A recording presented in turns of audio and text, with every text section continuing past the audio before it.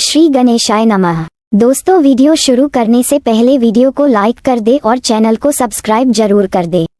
Story name is Ishqbaz Session 2 and this story is begin from chapter 286 and guys don't forget to share your reviews and put on your earphones before starting the video for better experience।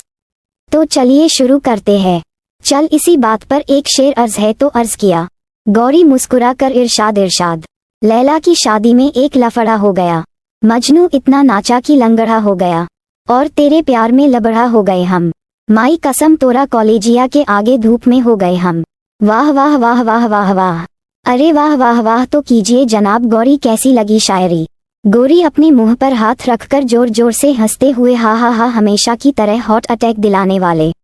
और गौरी की बात सुनकर dining table पर बैठे लगभग सभी लोग मुस्कुरा रहे थे, लेकिन सोफिया के चेहरे पर मुस्कान नहीं थी। आशी भी चुपचाप अपना सर हिलाकर अपनी जगह पर बैठ गई और अब उल्टे हाथ से धीरे धीरे खाना खाने लगी, लेकिन उसके दिमाग में कुछ परेशानियां चल रही थी। न जाने क्यों उसे क्रिश से अच्छी वाइब नहीं आ रही थी। अब थोड़ी ही देर में आशी समर गौरी के साथ अपनी क्लासेस के लिए निकल गई। आशी क्लास में बैठे हुए अपनी पढ़ाई कर ही रही थी कि तभी उसने अपने हाथ में पहने हुए घड़ी में कुछ बटन प्रेस किया, जिसके बाद एक छोटी सी वीडियो प्ले होने लगी और इस वीडियो को देखते हुए आशी की आंखों में कुछ नमी उतर आई और चेहरे पर फीकी सी मुस्कान।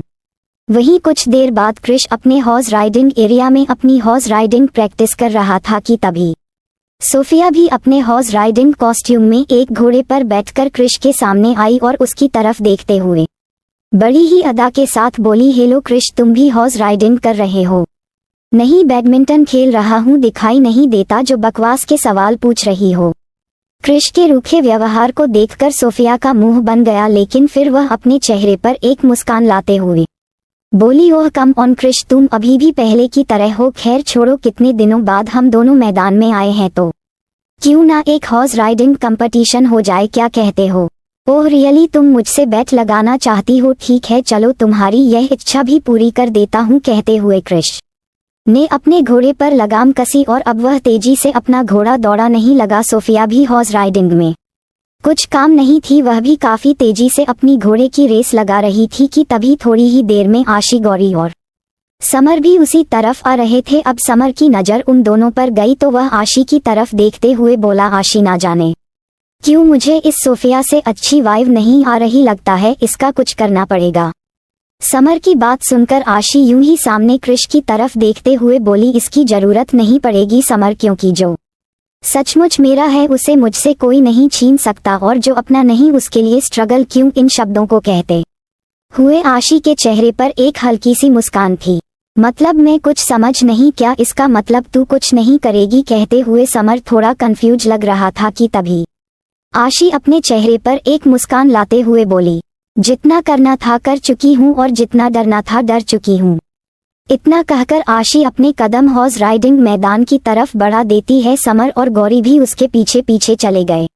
आशी चुपचाप जाकर ऑडियंस एरिया में खड़े होकर उन दोनों की रेस देख रही थी कि तभी उन दोनों का रेस खत्म हो चुका था और इस रेस में हमेशा की तरह क्रिश ही जीता। अब क्रिश अपने घोड़े से उतर ही रहा था कि तभी सोफिया अपने घोड़े से उतरते हुए क्रिश की तरफ देखकर बोली, मानना पड़ेगा क्रिश, तुमसे जितना इम्पॉसिबल है तुम हमेशा परफेक्ट हो और इसीलिए तो मैं तुमसे हमेशा इम्प्रेस रहती हूँ।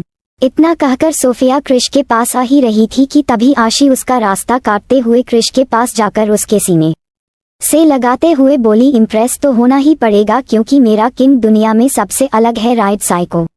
कहते हुए कि आशी ने अपना चेहरा उठाकर क्रिश की तरफ देखना शुरू कर दिया और आशी की बात सुनकर क्रिश अपनी नज़र झुकोकर आशी के चेहरे की तरफ देख रहा था। अब क्रिश आशी को धीरे से खुद से अलग करते हुए बोला, तुम यहाँ तुम्हारी क्लासेस थी ना, तुम्हें तो पढ़ाई करनी चाहिए थी, जाओ जाकर पढ़ाई करो। इतना कहकर क्रिश अपने हॉर्स राइडिंग ड्रेस को उतारने लगा।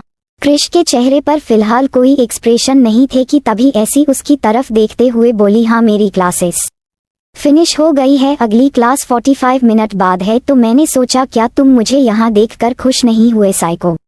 बोलो। आशी के इस सवाल का फिलहाल क्रिश ने कुछ जवाब नहीं दिया कि तभी सोफिया अपने चेहरे पर तिरछी मुस्कान लिए आगे आते हुए बोली, लिटिल गर्ल, तुम यहाँ क्या कर रही हो? ये जगह तुम जैसे बच्चों के लिए नहीं है, जाओ अपनी पढ़ाई करो। और कृष की तरफ देखते हुए कृष में क्या कह रही थी, क्यों ना हम दोनों एक एक आचरी की प्रैक्टिस कर ले, कुछ नया हो जाएगा। राइट, तुम्हें याद है पिछली बार जब हमने ये प्रैक्टिस की थी तुमने मुझे बहुत अच्छे से सिखाया था, उसके बाद मैंने इसकी बहुत अच्छी से ट्रेनिंग ली है। आई होप इस बार मैं तुम्हें हरा दूंगी।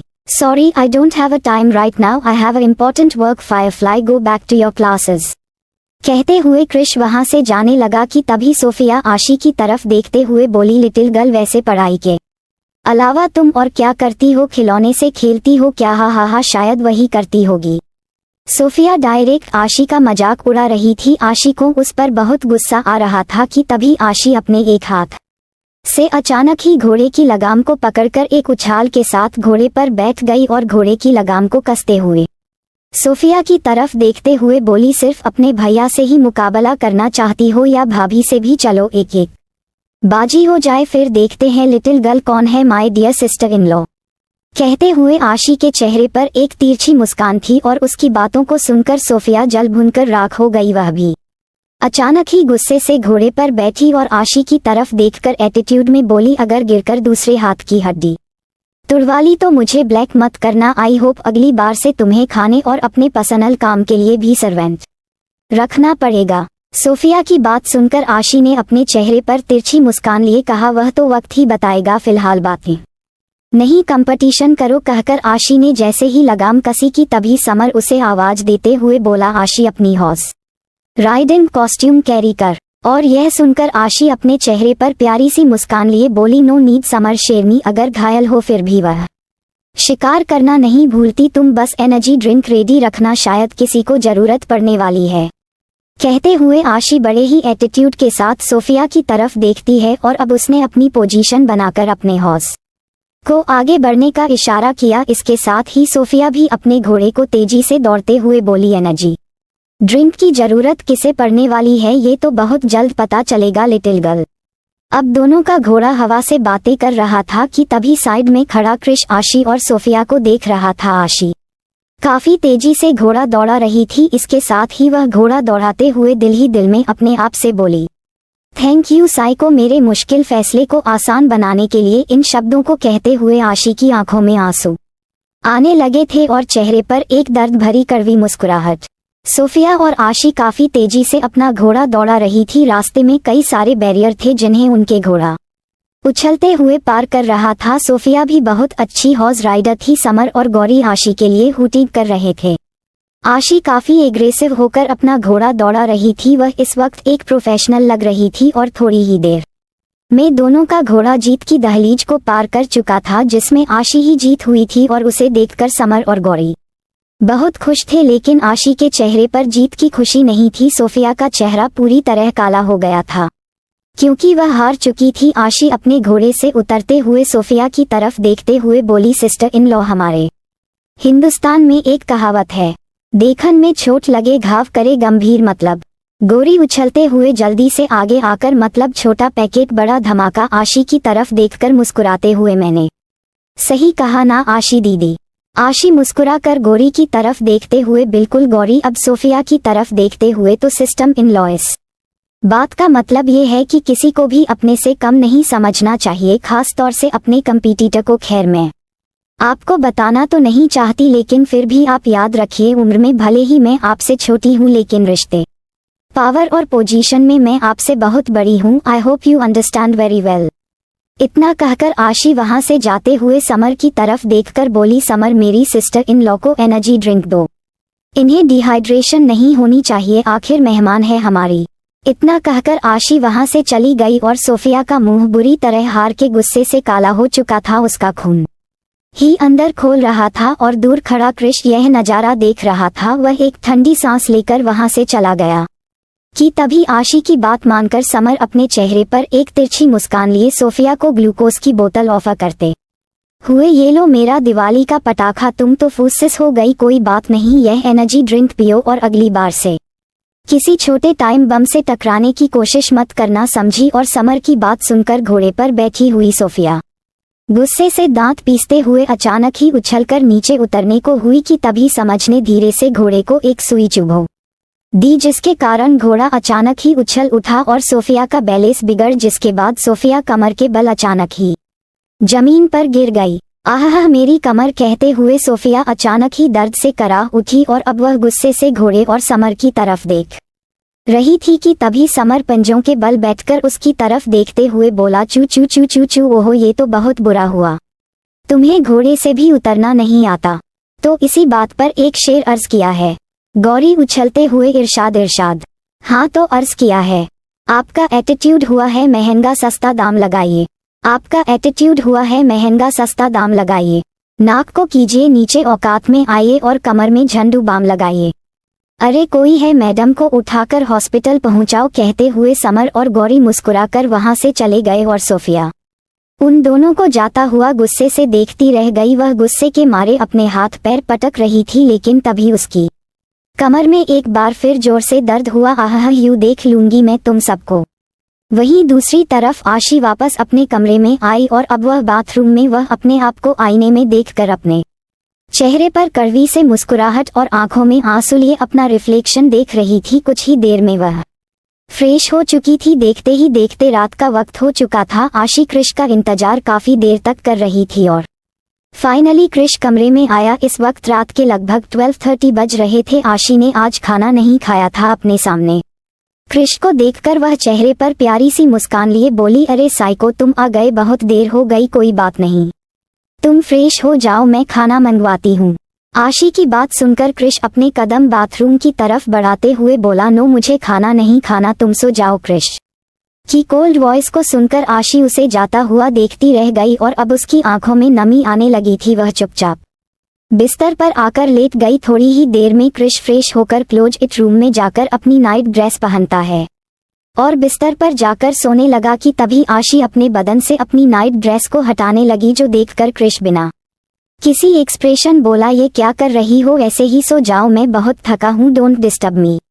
और क्रिश की बात सुनकर आशी उसे देखने लगी। अब वह अपनी नाइट ड्रेस को खोलती नहीं है और वापस बिस्तर पर लाकर क्रिश की तरफ करवट बदलकर उसके चेहरे की तरफ देख रही थी, लेकिन तभी क्रिश बिस्तर पर लाकर दूसरी तरफ करवट बदल लेता है और ये देखकर आशी के चेहरे पर एक कड़वी सी मुस्कुराहट आ गई। उसकी आंखों से आंसू बहने लगे थे, लेकिन मुंह से सिसकियां नहीं निकल रही थी। लेकिन तभी आशी अपने आंसू को पोंछकर एक ठंडी सांस लेते हुए क्यूट सी आवाज में बोली, साइको क्या हम लोग घूमने चल सकते हैं, सिर्फ एक दिन के लिए प्लीज।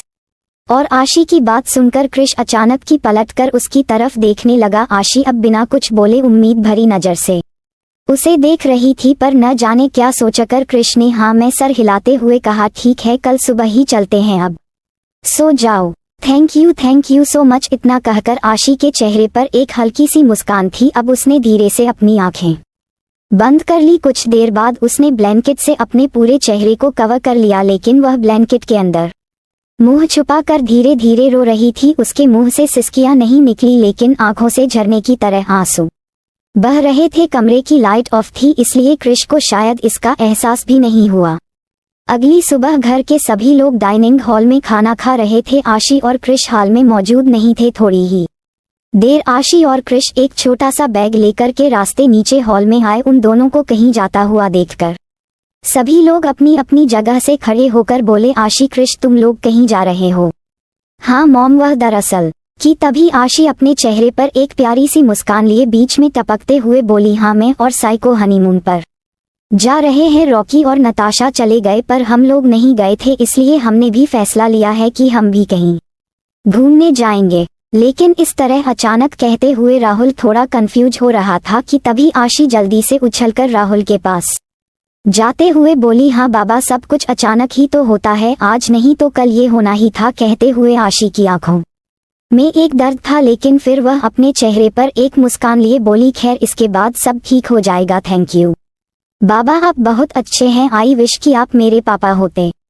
कहते हुए आशी राहुल के गले लग गई। आशी की अजीबोगरीब बात सुनकर राहुल उसे कंफ्यूज नजरों से देख रहा था।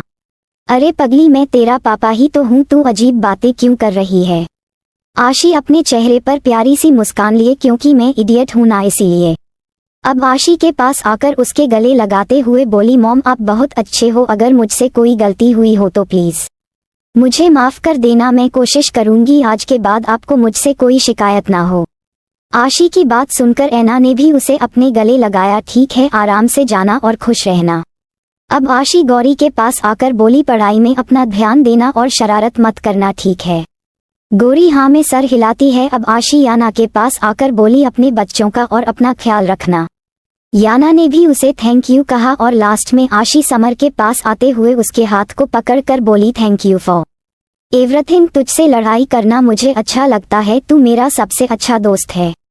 आशी की बात सुनकर समर उसे हैरानी से देखते हुए बोला, वह सब तो ठीक है लेकिन आशी अजीब बातें क्यों कर रही है? अरे तू सिर्फ हनीमून पर जा रही है लेकिन तू तो ऐसे कर रही है जैसे तू वापस लौटकर नहीं आएगी। सच सच बता, आखिर तेरे दिमाग में चल क्या रहा है? और समर की बात सुनकर आशी अपने चेहरे पर एक हल्की सी मुस्कान लाते हुए बोली, हनीमून पर जा रही हूँ पर कल क्या हो कौन जानता है, इसीलिए मैंने सुना है कि हर पल को ऐसे जीना चाहिए जैसे वह आखिरी हो। खैर अब मैं चलती हूँ, आप सब अपना ख्याल रखना, मैं आप लोगों को बहुत मिस करूंगी। अब क्रिश के पास आई चलें। क्रिश हाँ में सर हिलाकर वहां से चलने लगा कि तभी आशी पीछे से उसका हाथ पकड़ लेती है। अब क्रिश ने पलटकर आशी की तरफ कंफ्यूज नजरों से देखा तो आशी अपने चेहरे पर एक प्यारी सी मुस्कान लिए बोली, साइको क्या तुम मुझे अपनी गोद में उठकर बाहर ले चलोगे प्लीज? आशी की अजीबोगरीब बात सुनकर क्रिश उसे अपने सवालिया नजर से देखते हुए बोला, क्यों, क्या तुम चल नहीं सकती?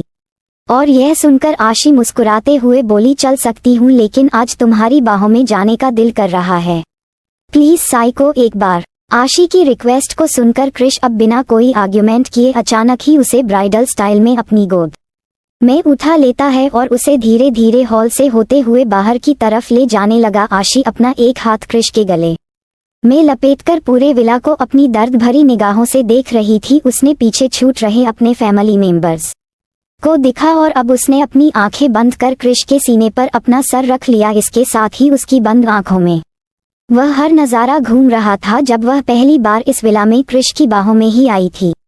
जब क्रिश पहली बार उसे डेविडसन विला विवान खन्ना से बचाते हुए लेकर आया था, रॉकी के कहने पर दूसरी बार क्रिश उसे शादी करके अपनी गोद में उठाकर लेकर आया। उस वक्त क्रिश ने आशी की मर्जी के खिलाफ शादी की थी और राशि को ऐसा लगता था कि क्रिश उसे प्यार नहीं करता। फिर उसकी दूसरी शादी जब क्रिश बड़े धूमधाम से उसे अपने साथ लेकर आया था, उस वक्त भी वह क्रिश की बाहों में ही थी और आज वह क्रिश की बाहों में इस घर से वापस जा रही थी। इन बातों को याद करते हुए आशी की बंद आंखों से आंसू बह रहे थे, जिस बात का एहसास शायद क्रिश को नहीं था। थोड़ी ही देर में वह दोनों गाड़ी में बैठकर वहां से निकल गए और पीछे खड़ा समर और राहुल ना जाने क्यों आशी को इस तरह जाता हुआ देख रहे थे। समर को अपने दिल में एक अजीब सा दर्द हो रहा था। उसे आशी के मुस्कुराते हुए चेहरे पर कुछ अलग ही नजर आ रहा था।